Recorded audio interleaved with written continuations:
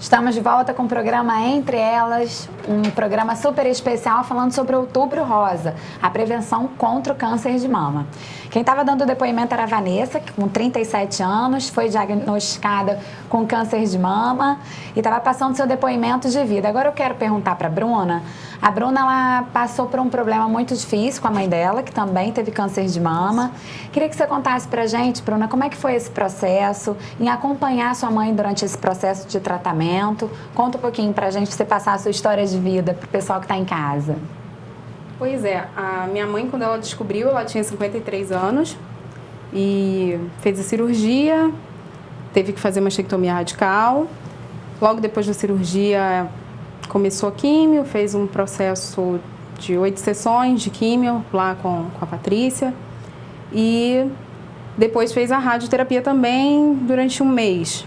Quando ela estava terminando a rádio, ela começou a sentir umas dores de cabeça, muita dor de cabeça, chorando de dor de cabeça, que foi uma coisa que eu nunca vi minha mãe fazendo em nenhuma parte do tratamento. Minha mãe era alegre, espontânea, divertida, levava tudo isso com muita naturalidade, até por já ter tratado da minha avó, já sabia o que estava acontecendo. E a dor de cabeça foi o que me preocupou.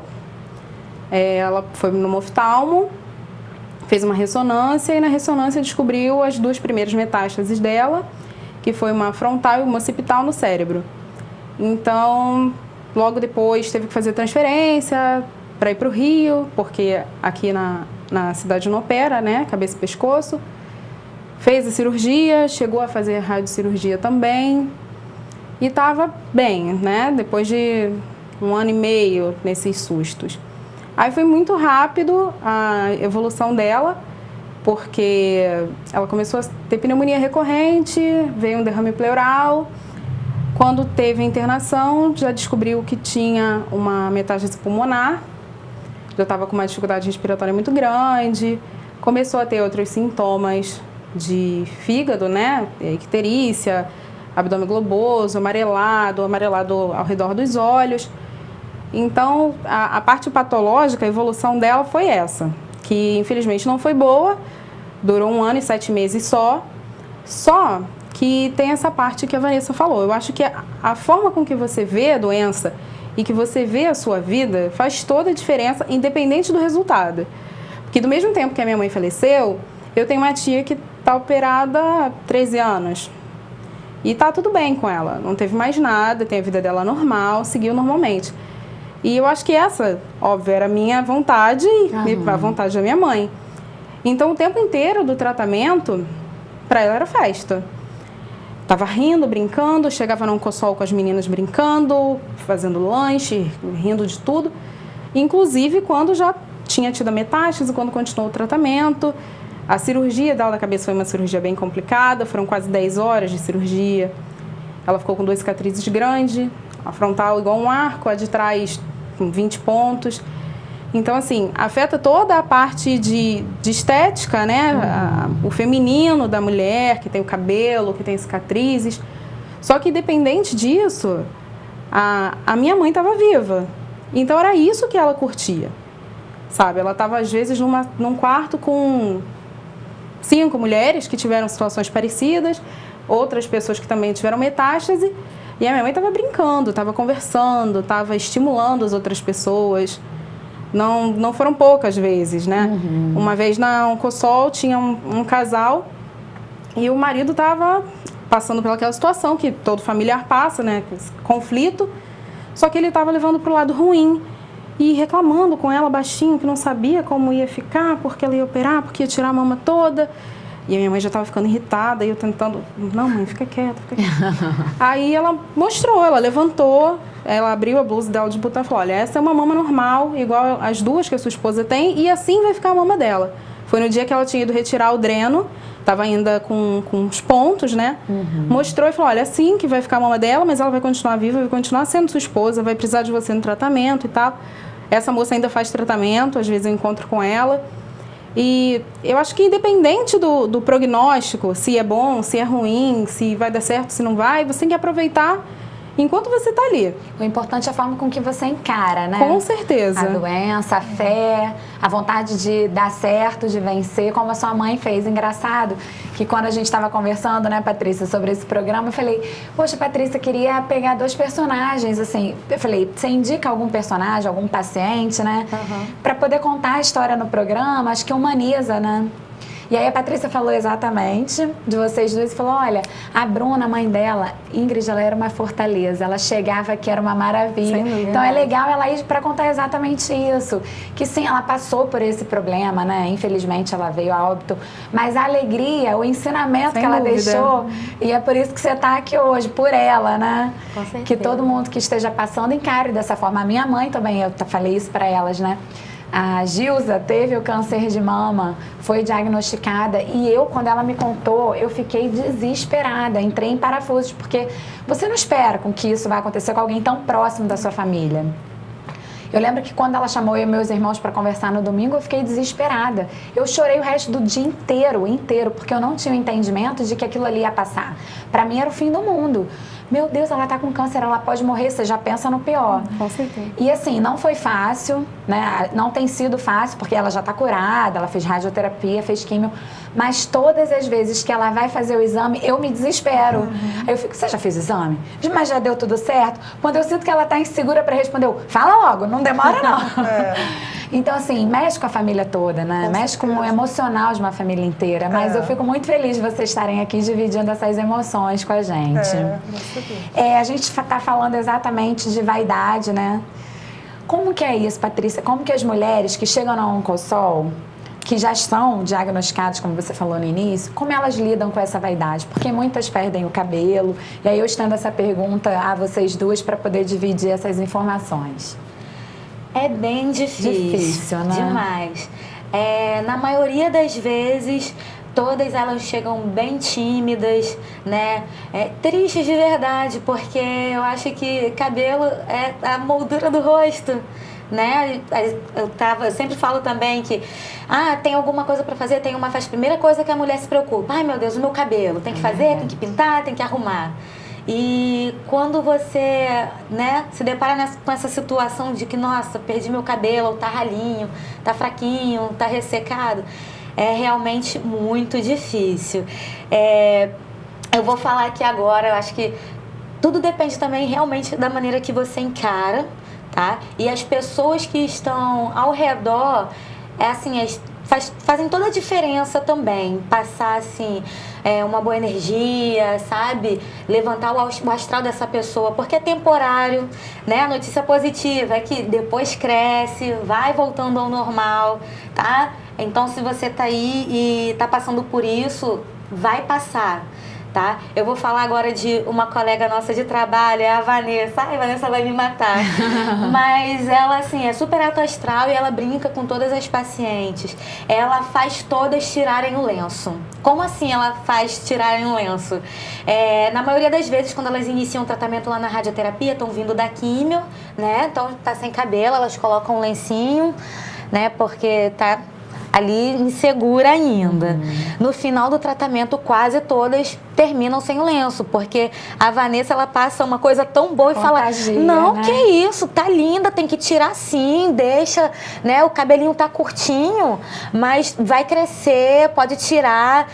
Algumas, quando já estão liberadas para poder pintar, ela incentiva, não, tem que pintar assim, tem que estar linda, tem que estar maravilhosa, e quase todas no final do tratamento já chegam lá, não, eu me senti encorajada pela Vanessa e vim, já tô com meu cabelinho aqui. É muito legal essa troca, né, entre as pessoas que estão passando pelo mesmo problema, não uma pessoa de fora, né, que não sabe o que é aquilo que está dando pitaco. É muito legal. E aí falando na Vanessa também, dela, foi uma pessoa que quando eu cheguei na rádio, fui fazer a primeira, eu fiz a químio. Eu cheguei para fazer a químio, eu olhava as pessoas, não tinha, claro que tinha algumas pessoas mais habilitadas, mas as pessoas tinham uma cara boa, assim, eu achei que fosse chegar num ambiente com todo mundo triste, todo mundo muito sofrido. Não, os pacientes tinham uma cara boa, e quando a gente chegava para fazer o tratamento, era todo mundo muito alto astral, assim, as enfermeiras todas, As técnicas, muito alto astral, o médico maravilhoso e Dr. Prata, que é assim, né, uma pessoa que eu acho que foi o médico feito sob medida para essa especialidade, que coloca para cima, que tudo ele, olha, sentir isso, vai tomar isso, vai tomar aquilo, não, quer dizer, não precisa sofrer, né, dá para passar bem. E quando eu cheguei na radioterapia, quer dizer, eu passei uma fase que, bom, superei, agora na rádio. Como é que é a rádio? Porque a gente também tem que, quando a Patrícia estava falando das pessoas ao redor, a gente tem que ficar muito atento à pessoa que passa por isso. Eu gostaria que ninguém passasse, ninguém precisasse nunca se preocupar com isso, né? Mas caso aconteça ou conheça alguém que passe, a gente tem que selecionar bem para quem a gente quer contar o que a gente está passando. Porque tem muita gente curiosa e tem muita gente que não sabe medir muito bem o que vai falar e como isso vai chegar para a gente.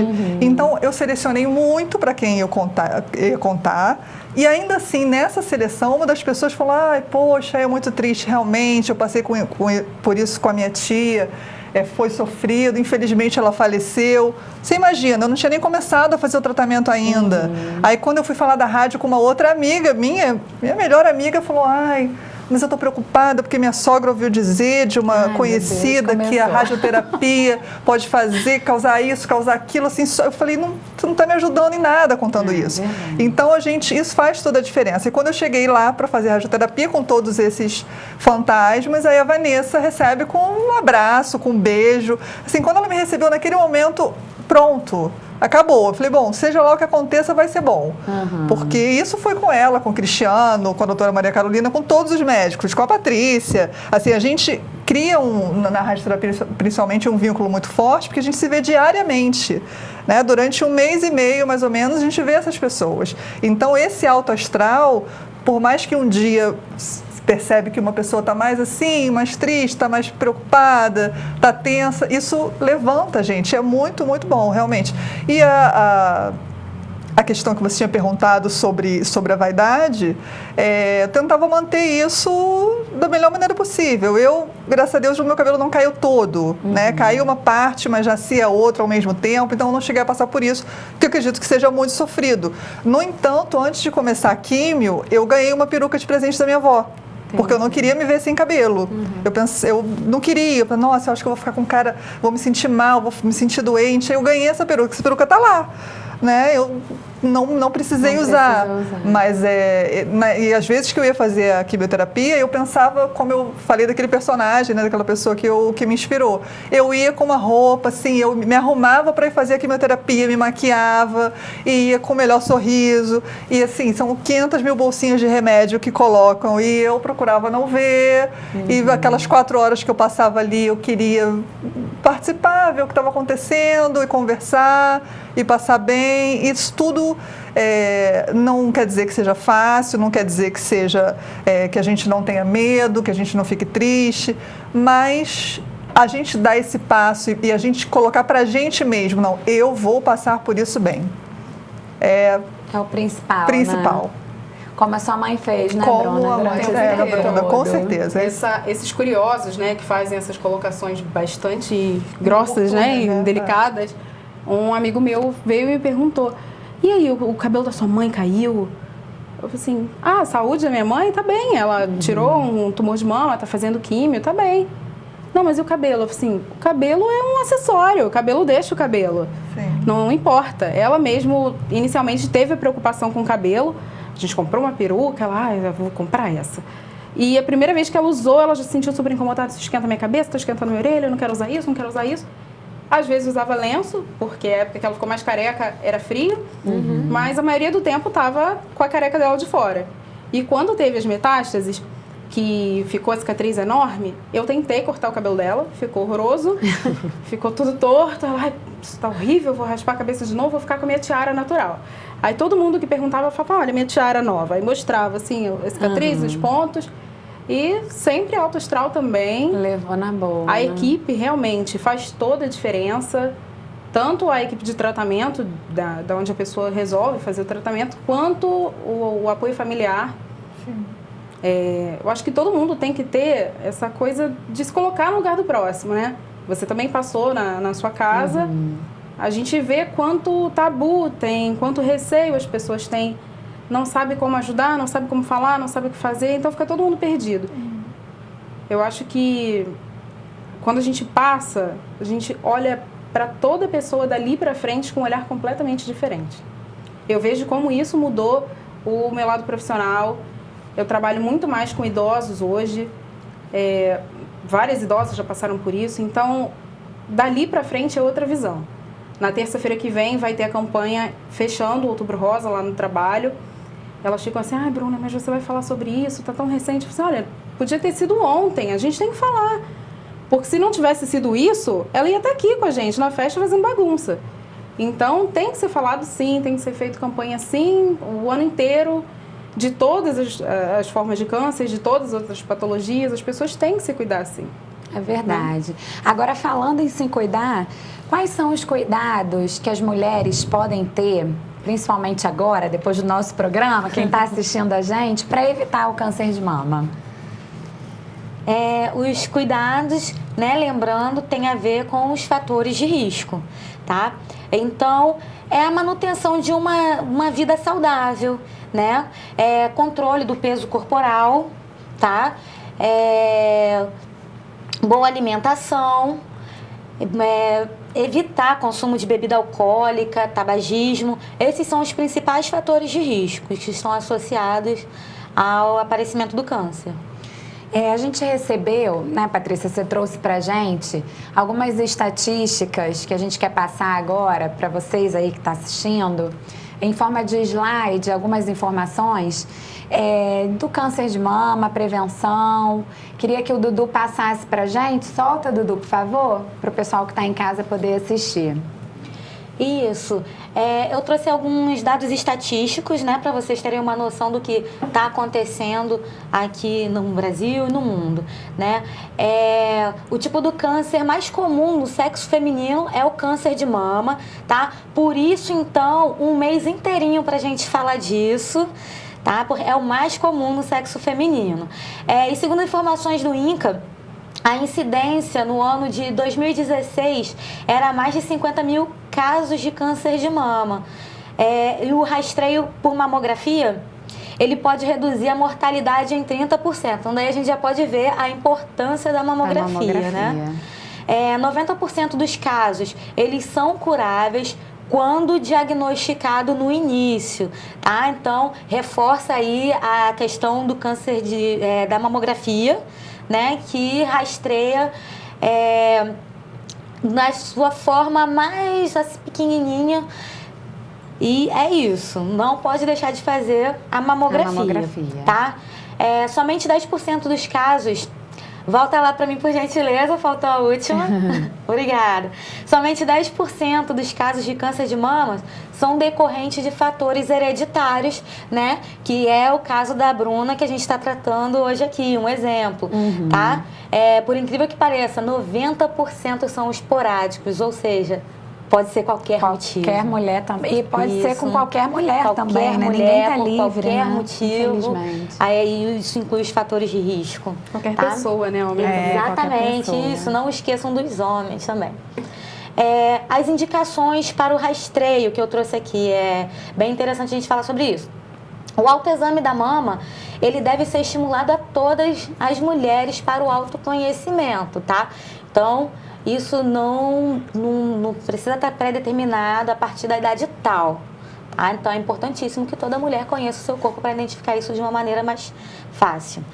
A mamografia anual, né, de acordo com a Sociedade Brasileira de Mastologia, que eu tinha falado anteriormente, é indicada a partir dos 40 a 70 anos. A gente trouxe esse dado da Sociedade Brasileira, levando em consideração também a nossa realidade aqui na Oncosol, tá? Nós temos visto muitas mulheres mais jovens, é o caso da Vanessa. É o caso da né? Vanessa, Ela, que tá aqui. antes dos 40 anos, apresentou. Então, a gente procura diminuir um pouquinho aí, né, em alinho com a Sociedade Brasileira de Mastologia. O rastreio precoce é indicado na ocorrência de histórico familiar de câncer. Reforçando aqui, primeiro e segundo grau. Levando aqui também a história da Bruna, né? A mãe dela, a avó dela, tá? Então, ela já, né, Bruna, tem feito aí esse rastreio. Entendi. Muitas informações interessantes. A gente tem a próxima, essa indicação para rastreio, a Vanessa acabou de falar, os principais sintomas e sinais, né? Isso, vamos lá. É a presença de nódulo, né, que é o caroço, geralmente indolor, tá? Então, algumas pessoas sentem a dor, né? Foi o caso da Vanessa, sentiam um incômodo, mas pode ser indolor também, então fiquem atentas, tá? Na dúvida, procura o especialista. Ela está associada à manifestação da doença em 90% dos casos, tá? A presença do nódulo. O nódulo, caroço, palpável em toda a região da mama e a axila. Gente, não esqueçam a axila. Porque a gente fala de mama, né? A gente pensa... Esquece da axila. Esquece da axila. A axila faz parte, a partezinha do colo. Aqui, ó, saboneteira também. Pele avermelhada, a pele retraída, que é aquela enrugadinha com aspecto de casca de laranja. E saída de secreção do mamilo, tá? Todos esses são sinais e sintomas de câncer de mama. Outra coisa que a gente não pode esquecer é que esses sinais, eles podem estar associados a algum outro tipo de inflamação, tá? Então, não se desesperem também. Apareceu uma manchinha, uma vermelhidão diferente. Pode ser uma inflamação, uma outra causa, pode não estar associado ao câncer. Então, sempre busque um mastologista, especialista, para poder identificar a causa, tá? Entendi. Vamos lá. E aqui, né, eu coloquei para reforçar que o diagnóstico definitivo é feito através da biópsia, tá? Que é a análise do tecido da área que está afetada. Maravilha.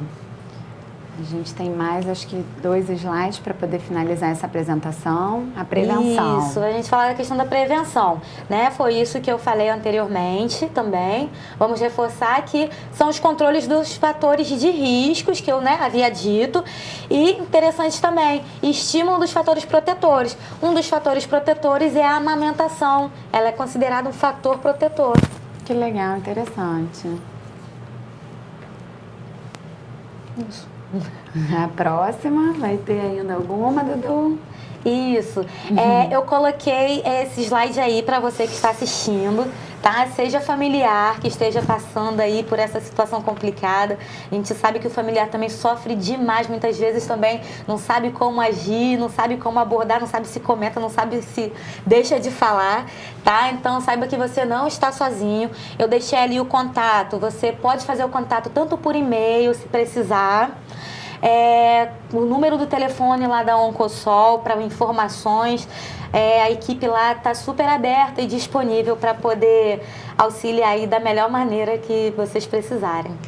Bom, gente, eu falei para vocês no início que o nosso programa ele passa muito rápido. Quando a gente vê o bate-papo, ficaram algumas questões aqui para a gente poder debater. Eu vou até sugerir que vocês voltem numa outra oportunidade para a gente combinar, porque é um assunto muito interessante. Eu tenho certeza que o pessoal daí de casa está enxergando agora com outro olhar, não só para quem está passando esse problema, mas também acreditar que tudo é possível, que tudo vai dar certo. A gente tem que ter fé e saber administrar essas emoções, né? Que é realmente muito difícil.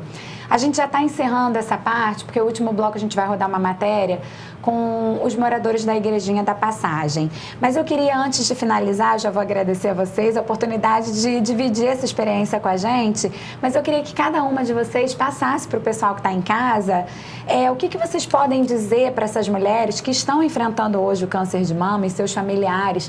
Qual o recado que vocês podem passar para elas?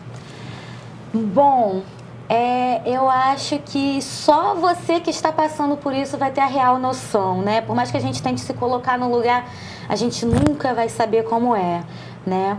Então, eu peço assim que você seja forte, tá? A gente vê que a maior parte das pessoas que compartilham com alguém que ama, com familiar, com alguém de confiança, elas enfrentam isso de uma maneira muito mais fácil. Você não precisa passar por isso sozinha, tá?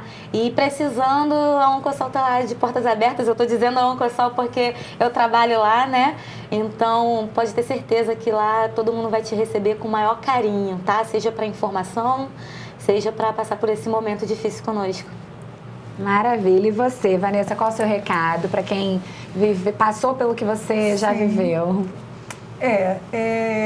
Eu acho que as palavras que a gente tem que ter sempre em mente, que vocês, quem estiver passando por isso, ou tem alguém na família passando por isso, são fé e otimismo. Acreditar, né, que vai dar certo, acreditar que existe Deus, ou a fé que você tenha, que vai te ajudar a se entregar, a confiar e se manter otimista, se manter positivo, pensar coisas boas. O pensamento positivo, ele ajuda muito em tudo, a gente sabe disso. Então, que vocês tenham sempre em mente de que vai passar. Pode ser que tenha um desconforto, que tenha uma reação, mas vai passar e assim como eu venci, com a graça de Deus, venci mesmo definitivamente, vocês vão vencer também. A gente tem que fazer a nossa parte. Se o que cabe a nós é confiar nos médicos, nas equipes, né, de tratamento, em nós mesmos, então a gente tem que fazer essa parte. Maravilha. E você, Bruna, qual é o seu recado para o pessoal que está em casa? Eu sempre foco na prevenção. Acho que todo mundo tem que sim fazer o toque, tem que procurar informação, tem que colher informação, ir no médico e, tendo um diagnóstico, fazer o tratamento, acompanhar, ter otimismo sim, que faz toda a diferença, independente do resultado. Por mais que a minha mãe tenha vindo a óbito, ela passou por tudo isso até o final muito firme, com um astral bom, com um humor bom, com bastante fé. Então, acho que a vida é isso, né? Uma caixa de surpresa, você não sabe o que vai acontecer. Então, pelo menos tentar fazer da forma mais fácil possível, né? Exatamente. Eu queria agradecer ao Oncosol, que mandou um mimo pra gente aqui do programa, uma caneta e o símbolo, né? Isso. Do Outubro Rosa, que é o laço. Com muito carinho. Eu sou também uma apaixonada pela causa, como eu falei, a minha mãe teve. Foi uma guerreira também, ela me ensinou muito com isso. Então, força para vocês, mulheres. Eu queria agradecer mais uma vez a presença de vocês. Espero que vocês tenham gostado. Eu vou para um comercial e eu já volto com uma matéria muito especial também sobre a Igrejinha da Passagem aqui de Cabo Frio. Até já!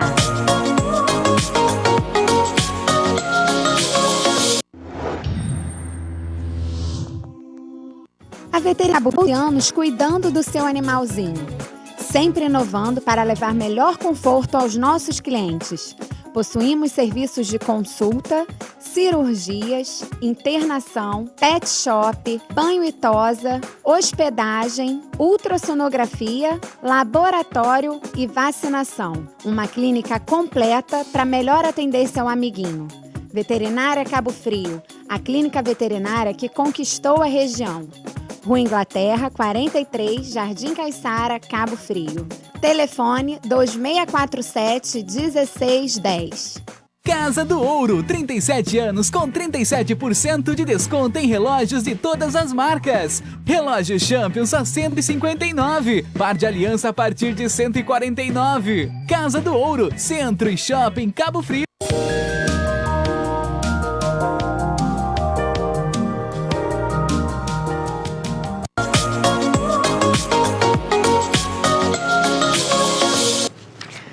Voltamos com o programa Entre Elas, já falamos sobre a prevenção contra o câncer de mama.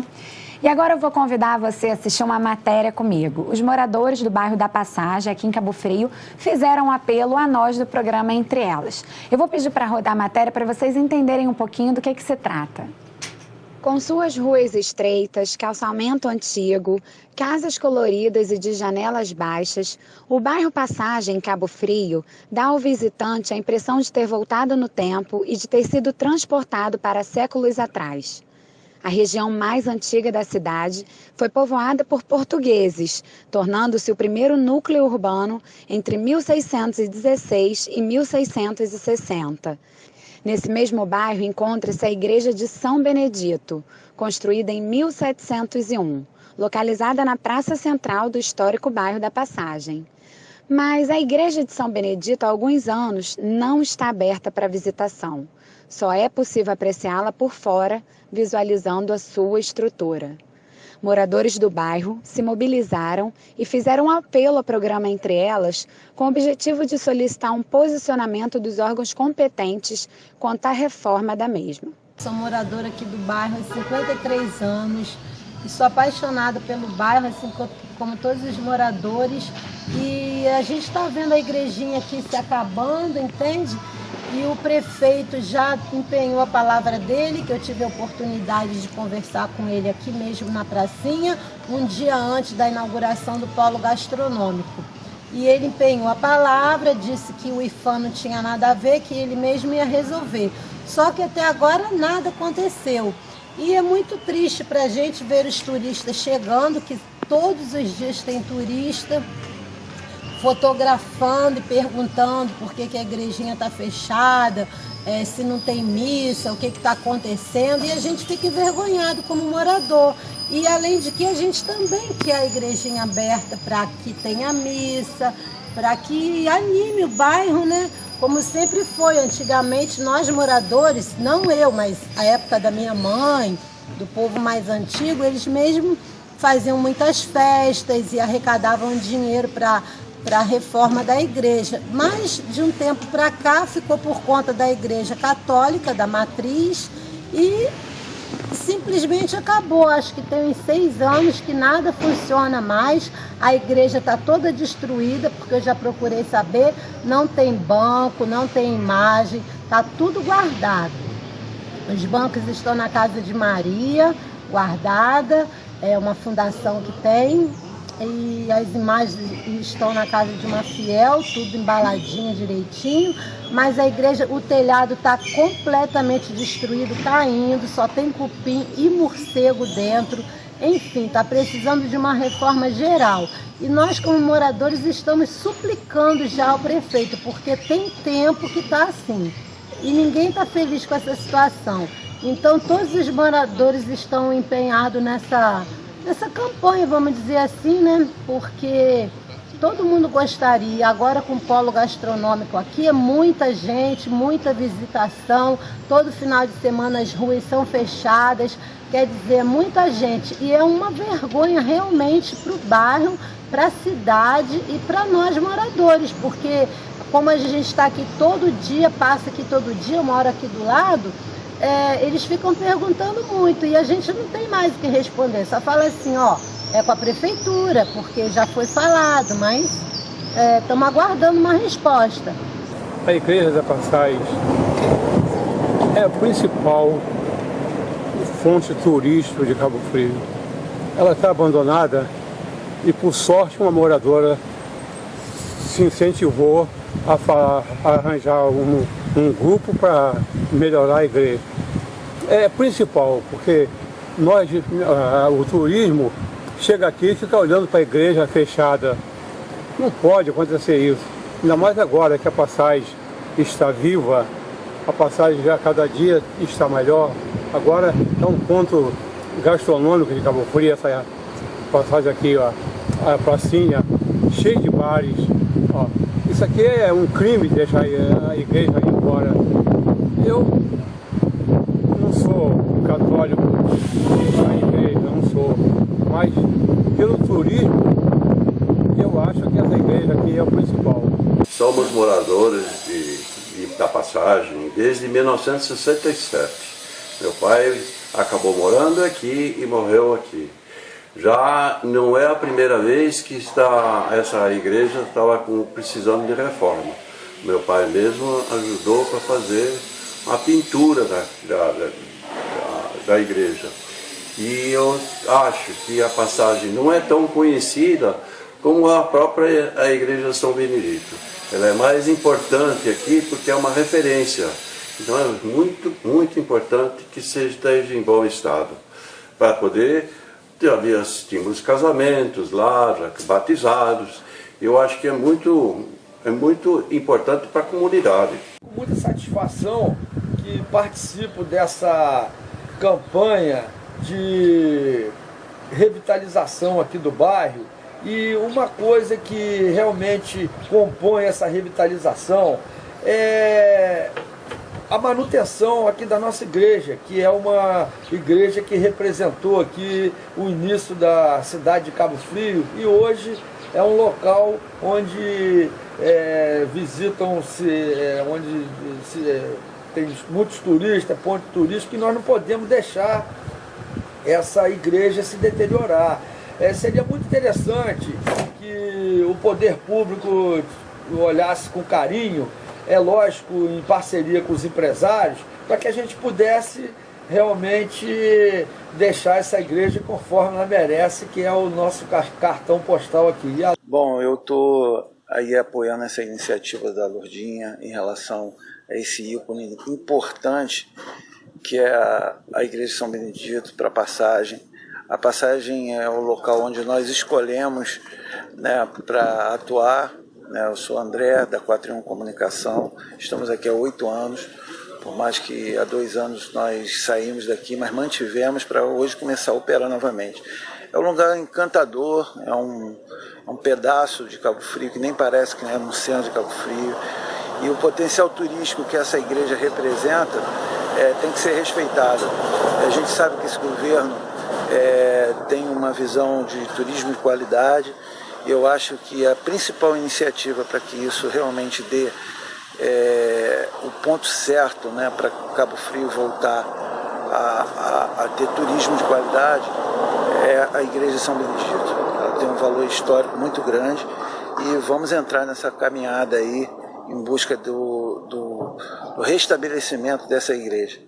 Eu sou historiadora, tá? Moro na Passagem desde que eu nasci e junto com o Lourdinha e outros moradores eu tô tentando o pouco que eu posso a lutar pela causa de ajudar a nossa igreja, que é um patrimônio histórico desde o século XVIII, de 1761.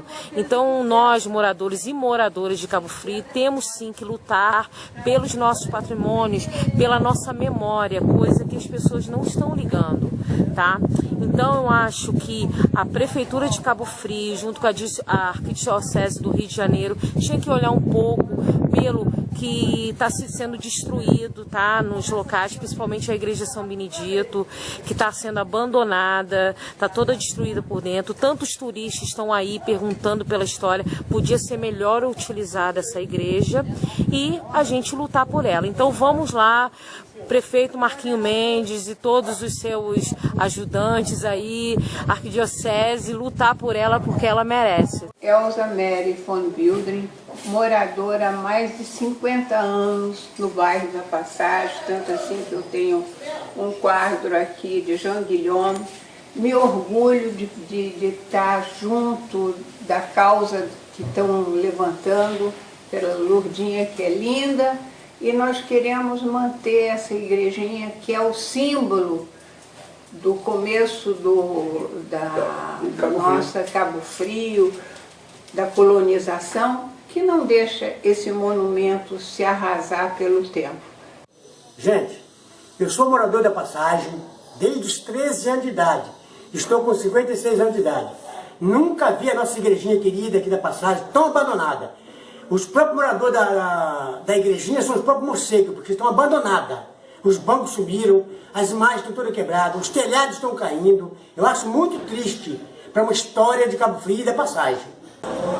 Marquinho, meu nome é Reni Paixão, eu sou moradora da Passagem e você, como prefeito, eu gostaria de lhe pedir que faça alguma coisa pela igreja, que da São Benedito está abandonada. Até meus filhos, que foram nascidos e criados aqui na Passagem, fizeram a primeira comunhão na igreja. Até pouco tempo tinha missa uma vez por mês, agora não está tendo mais. Dá um jeitinho, Marquinhos, por favor. Dá um jeitinho que a Passagem é um bairro nobre, é um bairro muito visitado pelos turistas. Inclusive, eu vejo de vez em quando turistas ali na porta da igreja, querendo ver, olhar a igreja, por isso que não pode, porque não abre. A igreja não abre mais, a igreja está caindo aos pedaços. Dá um jeitinho, por favor. Tá bom? Tá aí o apelo dos moradores do bairro da Passagem, aqui em Cabo Frio, não só para os órgãos públicos, mas também para nós do programa Entre Elas, para a gente ajudar. A boa notícia é que durante essa semana, enquanto a gente fazia a produção dessa matéria, a gente recebeu a notícia que o prefeito de Cabo Frio, Marquinho Mendes, recebeu o pároco aqui da nossa região, que é o Padre Marcelo, e eles já ajustaram a reforma a data, né, uma previsão para a obra da Igrejinha da Passagem, como também para o turismo religioso aqui na nossa região, no Morro da Guia, em outros pontos turísticos da nossa cidade. Bom, a gente vai ficar por aqui com o programa Entre Elas, mas a gente garante a você, telespectador, que a gente vai acompanhar de perto esse processo de reforma que está prevista para o próximo ano. Bom, a gente agradece a sua companhia na tarde de hoje, espero que vocês tenham gostado do nosso programa e no próxima edição do nosso programa Entre Elas, a Vivian já está de volta para poder me acompanhar. Um beijo, uma excelente tarde para você e até a próxima semana.